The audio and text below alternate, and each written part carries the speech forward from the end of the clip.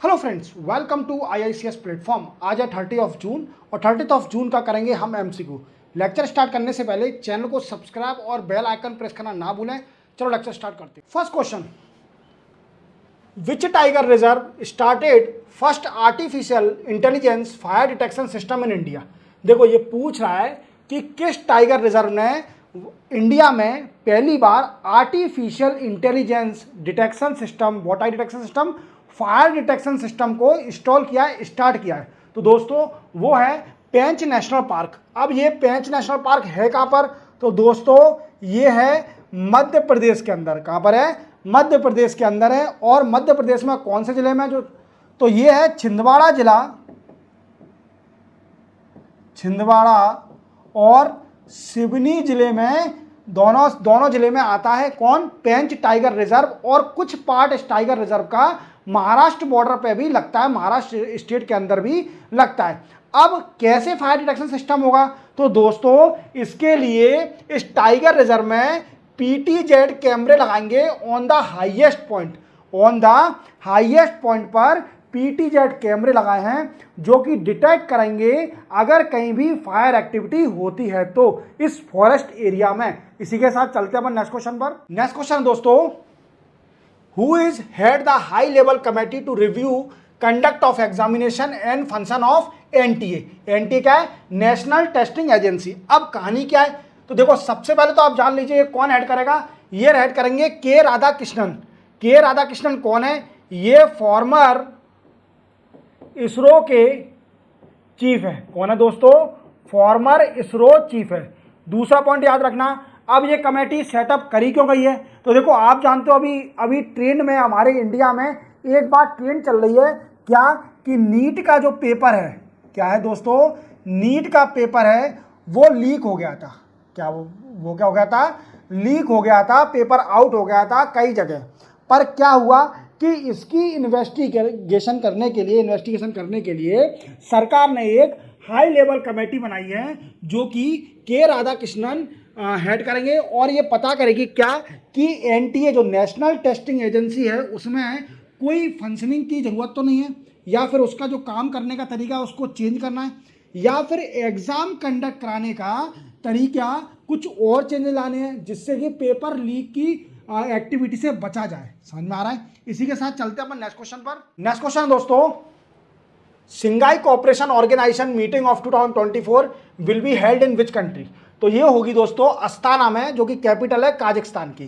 कहां पर होगी दोस्तों? अस्ताना, जो कि कैपिटल है काजाकिस्तान की। और ये न्यूज़ में क्यों है? सबसे बड़ा क्वेश्चन देखो क्या है। सिंगाई कोऑपरेशन ऑर्गेनाइजेशन की मीटिंग होनी है कहां पर? अस्ताना काजाकिस्तान में। और हमेशा हमारे देश के प्रधानमंत्री नरेंद्र मोदी साहब जाते हैं, पर इस बार डिसाइड करा गया है कि एक्सटर्नल अफेयर मिनिस्टर जो कि एस जयशंकर हैं वो इस मीटिंग में जाएंगे और पीएम मोदी साहब किसी कारणवश नहीं जाएंगे। एक्सटर्नल अफेयर मिनिस्टर इस मीटिंग में जाएंगे। और ये सिंगाई कोऑपरेशन ऑर्गेनाइजेशन कब सेटअप हुई थी दोस्तों? तो आपको याद रखना है ये सेटअप हुई थी 2001 में bye effort of China and Russia. इसका हेडक्वार्टर कहां पर है दोस्तों? हेडक्वार्टर है इसका बीजिंग में। Headquarter Beijing. क्लियर हो गया? क्लियर। बीजिंग कहां पर है? चाइना में। इसी के साथ चलते अपन नेक्स्ट क्वेश्चन पर। नेक्स्ट क्वेश्चन दोस्तों, what is Bhuvan Panchayat recently see news. देखो भुवन पंचायत क्या है कि एक इसरो ने एक पोर्टल बनाया है। क्या बनाया है दोस्तों? एक पोर्टल बनाया है। It is a portal for land record के लिए। क्या बनाया है? लैंड रिकॉर्ड के लिए इसरो ने एक पोर्टल बनाया है। और कैसे लैंड रिकॉर्ड? जो सैटेलाइट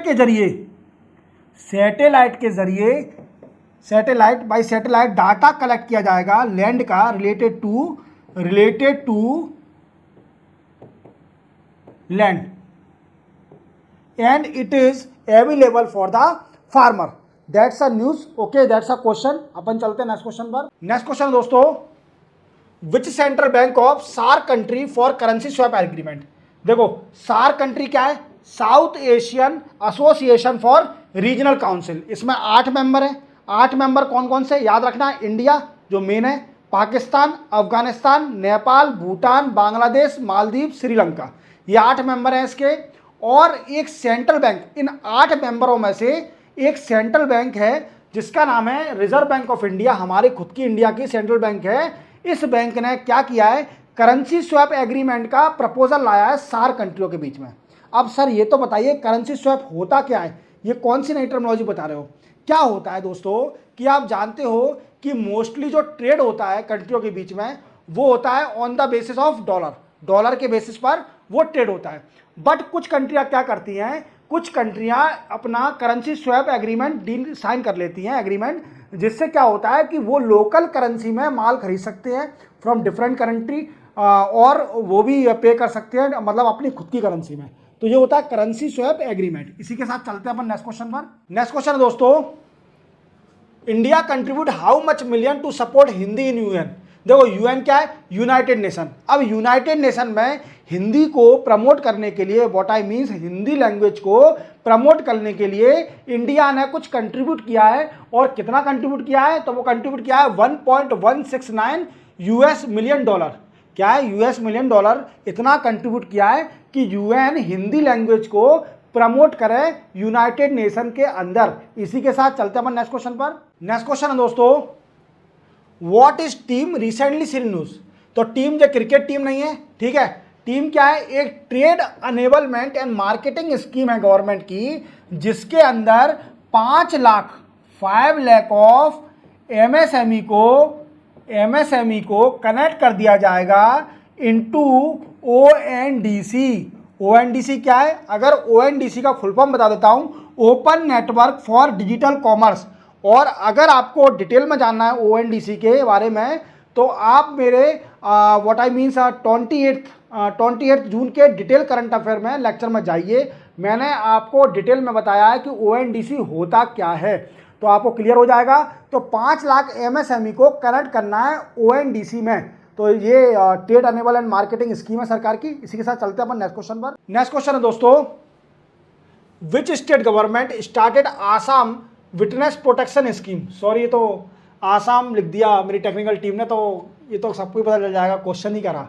तो इसका आंसर है आसाम। थोड़ा जान लेते हैं अपन इसके बारे में। ये आसाम लिख दिया, चलो कोई बात नहीं। प्रोटेक्शन स्कीम है, विटनेस प्रोटेक्शन स्कीम किस स्टेट ने निकाली है, आसाम ने निकाली है। अब क्या है दोस्तों कि आप जानते हो कि हमारे इंडिया में 1 जुलाई से नए आईपीसी, इंडियन पेनल कोड और क्रिमिनल प्रोसीजर कोड और इंडियन एविडेंस एक्ट नए आ जाएंगे, नए एक्ट बन गए हैं। और एक एक्ट है जिसको क्रिमिनल प्रोसीजर कोड है, जो भारतीय नागरिक सुरक्षा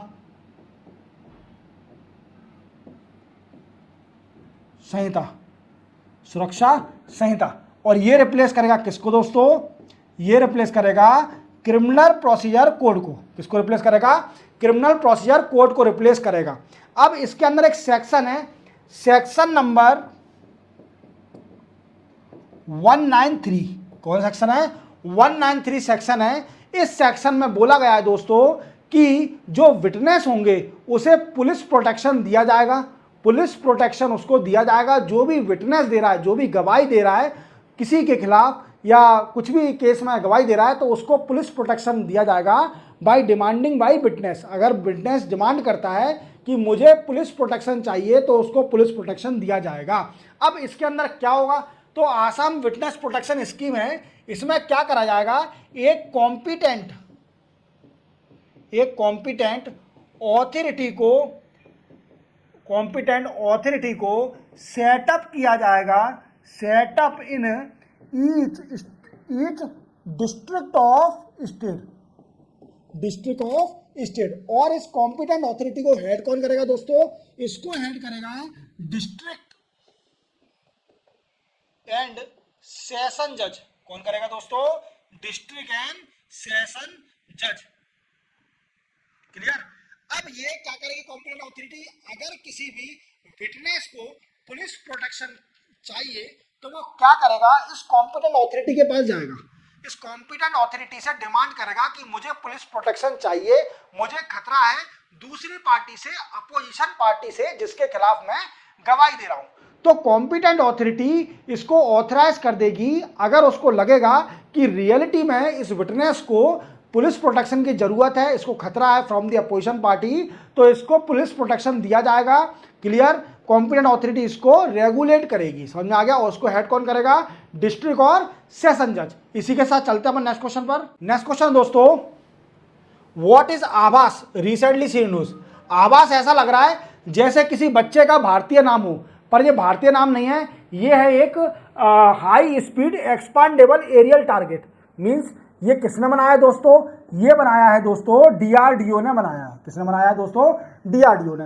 अब ये क्या करेगा? ये टारगेट करेगा over the object on the sky. Sky पे अगर इंडियन टेरिटरी पे कोई भी स्काई में एनिमी टेरिटरी का या खतरेदार कुछ भी पब्लिक सेफ्टी के लिए खतरा हो, ऐसा कोई ऑब्जेक्ट अगर स्पेस में है तो ये उसको टारगेट करके डिस्ट्रॉय कर देगा। समझ में आ गया? और ये ऑटोमेटेड है, मीन्स ऑटोमेटेड है, ऑटोमेटिक है। ठीक है, अगर इसको लगा जरूरत है तो उड़ जाएगा अपने आप ही और खत्म करके उस टारगेट को। ठीक है, फाइनली चलते हैं अपन नेक्स्ट क्वेश्चन पर। नेक्स्ट क्वेश्चन दोस्तों, what is the rank of India in artificial intelligence preparedness index 2024। तो आर्टिफिशियल इंटेलिजेंस प्रिपेयर्डनेस इंडेक्स में इंडिया की रैंक है दोस्तों 72। कितनी रैंक है? 72 आउट ऑफ 174 कंट्री। 174 कंट्री में से इंडिया की रैंक है 72। और एक और बात याद रखना दोस्तों, ये निकालता है इंटरनेशनल मॉनेटरी फंड, ये रिपो इंडेक्स निकालती है।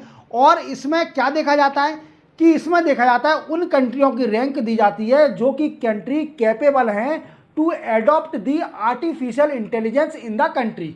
in their country, if any country are capable to adopt the artificial intelligence, that get the better rank in that particular index. Clear? चलते हैं अपन नेक्स्ट क्वेश्चन पर। नेक्स्ट और last question है दोस्तों, which country was removed from grey list of financial action task force। तो वो निकाल दिया, टर्की को ग्रे लिस्ट से निकाल दिया है। अब अपन इसको समझ लेते हैं फाइनेंशियल एक्शन टास्क फोर्स क्या होता है। देखो, financial action task force setup हुआ था 1989 में। कब सेटअप हुआ दोस्तों? 1989 में। और ये क्या है?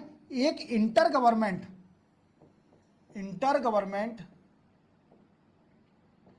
ऑर्गेनाइजेशन है, ऑर्गेनाइजेशन। और इसका काम क्या है दोस्तों? मनी